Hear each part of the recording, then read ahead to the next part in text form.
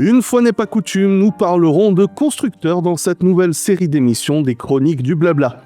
Une série d'émissions consacrée aux constructeurs de Formule 1, mais pas n'importe lesquels, ces constructeurs qui ont remporté une seule victoire lors de Grand Prix officiels. Je précise Grand Prix officiel parce qu'on ne sait jamais.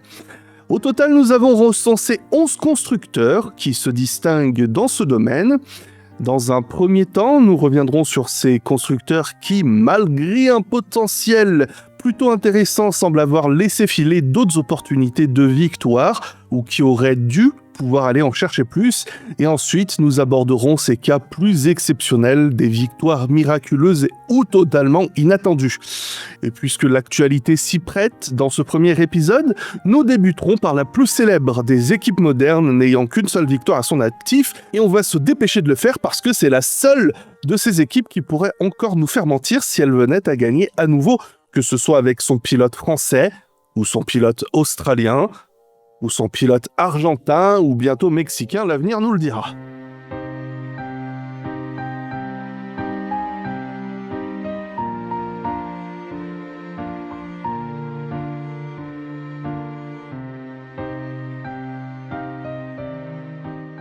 Masta, c'est un sujet que tu as proposé, c'est quelque chose qui, j'imagine, t'a inspiré. Est-ce qu'il y a cette thématique des équipes qui ont réussi ou qui ont échoué à gagner une fois en Formule 1 ? Qu'est-ce que toi, ça a pu t'évoquer en y pensant ? Déjà, bonjour tout le monde. Ensuite, j'ai l'impression, à mon sens, qu'on se focus plus sur les pilotes que les équipes, en tout cas chez les fans. C'est vers ça qu'on se dirige le plus. Et c'est vrai que quand je réfléchis à certains sujets historiques, que ce soit mon propre papier ou pour ce podcast, c'est vrai que je cherche un peu à gratter sur des sujets qui sortent un petit peu du lot, qu'on pourrait gratter en disant « Ah tiens, ça, je n'y aurais pas pensé ». J'ai choisi un découpage vraiment personnel, donc je ne vais pas t'engager dans ma thématique des constructeurs pour lesquels on en attendait plus, sauf si tu en as envie, parce que là, j'ose penser qu'on peut se mettre d'accord lorsqu'on va aborder cette première équipe, qui est d'ailleurs la seule qui pourrait nous faire mentir dans le temps. Alpine Formula One Team, une équipe bien britannique, une seule victoire dès sa première saison. Alors, qu'est-ce que tu peux nous raconter sur cette victoire et est-ce que tu penses être d'accord avec moi en disant que c'est quand même, au-delà d'un simple constructeur, un projet qui pourrait inspirer plus d'une victoire ? Ça aurait dû être le cas, parce que Renault, depuis son retour en 2016, semblait progresser petit à petit, puis jusqu'en 2019 où ils ont attiré Ricciardo, mais ont stagné, et on commençait un peu à se poser des questions sur le projet en 2020, sur pourquoi Ricciardo est même parti pour McLaren, avant qu'on nous annonce que ce sera désormais sous le nom d'Alpine qui se présenteront l'année suivante, histoire de détacher bien chacun des constructeurs qu'il détient. Renault restera pour les voitures de route et Alpine pour la branche vraiment sportive du losange. Si ça annonçait un engagement accru, en tout cas une volonté du moins publique d'y mettre les formes, eh ben, avant d'aborder ce Grand Prix de Hongrie 2021 bien connu, on pouvait un peu rester sur notre faim, parce que pour donner une illustration, c'était le 11e Grand Prix de la saison, et à ce moment-là, Alpine n'était que 7e du championnat constructeur avec 40 points. Ce cher Fernando Alonso, de retour à la compétition, en avait 26, il était 11e, et Esteban Ocon, qui va nous intéresser plus profondément ici, était 13e avec 14 points. Mais en comparaison, en 2020, certes une saison beaucoup plus ouverte d'un point de vue midfield, et même très animée, eh ben, Renault avait 99 points, avec Ricciardo 63 et Ocon 36. Et ce qui était assez amusant, parce que Ocon, lui aussi, laissé sur notre fin, dominé par Ricciardo. On se disait qu'il allait se laisser bouffer par Alonso. 2021 laisse on a une image beaucoup plus positive d'Ocon, mais à ce moment-là, pas trop. Et ça a même fait du va-et-vient. On avait Ocon qui avait le dessus sur Alonso qui mettait un peu de temps avant de se remettre à niveau. Et puis, il y a eu un switch où c'est Ocon qui se retrouve en difficulté plus d'une fois hors de la Q2 et même 2 fois de suite hors de la Q1 durant les 2 manches en Autriche. Il a réclamé de nouvelles pièces et un nouveau châssis qui est arrivé à Silverstone, le Grand Prix qui précède la Hongrie. Et c'est allé mieux avec un bon résultat d'ensemble de Alonso et de Ocon, 2 fois tous les 2 dans les points. Je me permets d'ajouter que les mauvaises langues te diront qu'en plus, Alonso s'est blessé avant son retour en Formule 1, si tu t'en rappelles, en vélo. Exactement, une blessure en vélo qui a compté. Il l'a avoué plus tard qu'en effet, ça l'avait retardé dans sa préparation. Pour Ocon, je ne sais pas, et en tout cas, il a eu un nouveau châssis à Silverstone et ils ont corrigé le souci, ils l'ont remarqué le lendemain de la deuxième course en Autriche, mais ils n'ont pas dit pourquoi. Donc il y a eu une confidentialité pour le coup, mais il y a clairement eu un switch parce qu'après, Ocon est revenu à son niveau, vu qu'il s'est qualifié dans le top 10 en Grande-Bretagne et il le refera de nouveau en Hongrie, il s'est même qualifié devant Alonso, lui 8e et Alonso 9e.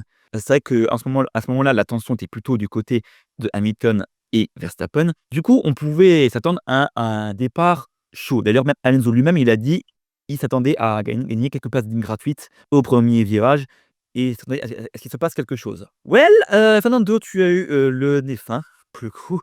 Mais ironiquement, c'est pas lui qui allait en profiter. Sur ce départ sur piste humide, où tout le monde est parti intermédiaire, Bottas s'est totalement loupé et entraîné avec lui Verstappen et Perez et Norris de McLaren.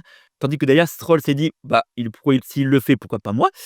Et fit de même et embarqua Leclerc et Ricciardo. Du coup, beaucoup de pilotes soit ont renoncé, soit étaient endommagés. Perez, Bottas, Norris, Stroll et Leclerc ont renoncé. Ricciardo et Verstappen ont continué mais endommagés. Mais celui qui en avait profité le plus au départ, c'était Ocon. Parce que Alonso, qui on connaît ses départs magistraux, pour une fois, le fait d'être à l'extérieur l'a pénalisé parce qu'il s'est retrouvé à devoir éviter les voitures ici et là à l'extérieur et même Stroll au ralenti.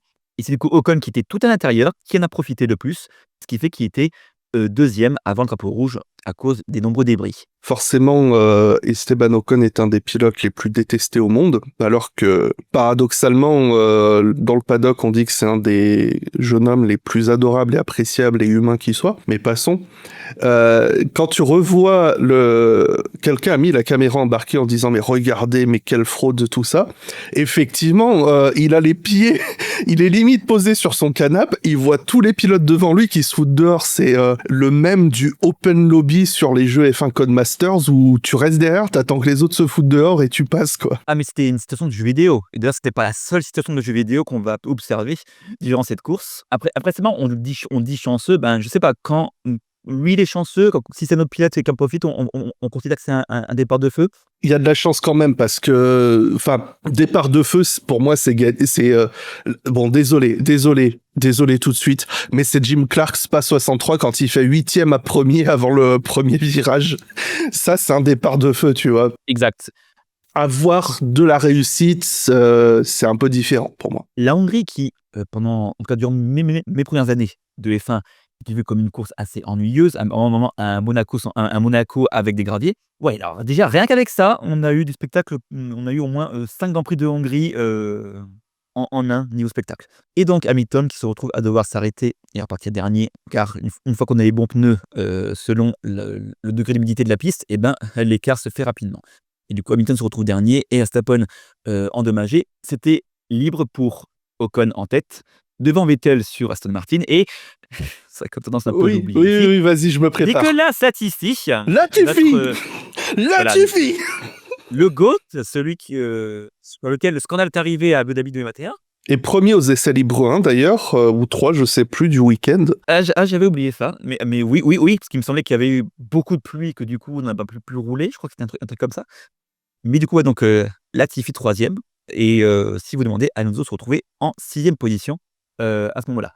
La course a pris ensuite une tournure un peu plus normale, en tout cas bien plus traditionnelle que ce qu'on a eu jusqu'à maintenant.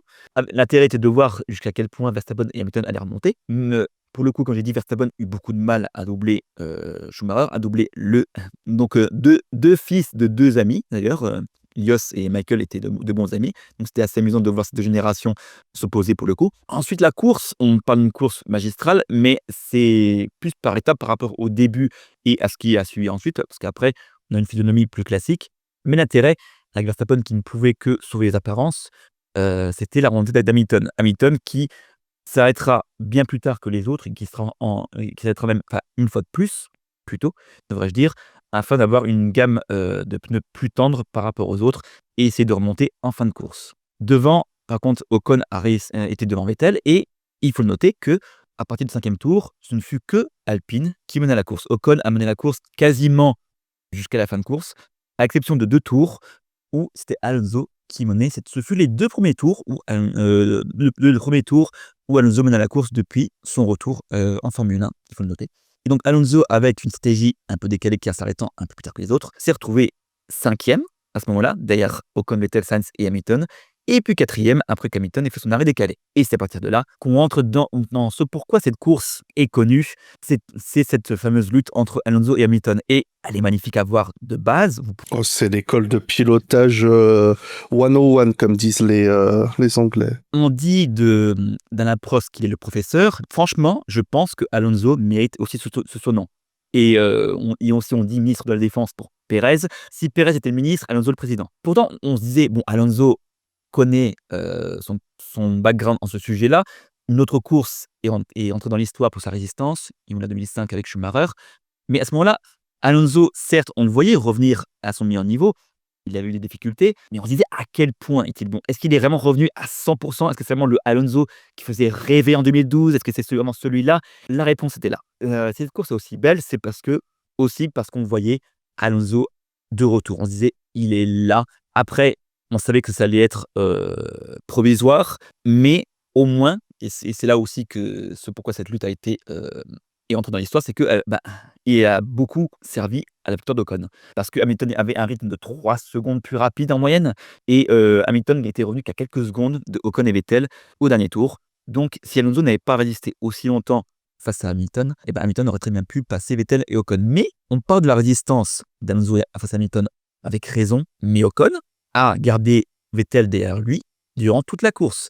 Vettel n'a quasiment jamais eu d'attaque franche, n'a juste une ou deux tentatives d'intimidation au premier virage, mais sans plus. Ocon, durant toute la course, n'a jamais craqué face à un champion du monde. Certes, plus au niveau qu'on le connaissait chez Red Bull, mais toujours un pilote de grande envergure qui savait quoi faire. Et pour la suite, elle est où la deuxième victoire d'Alpine, Masta? D'un autre côté, y a-t-il vraiment eu une autre opportunité de victoire? Mais est-ce que c'est pas problématique que cette victoire fût circonstancielle? Si, parce qu'on voulait que Alpine progresse.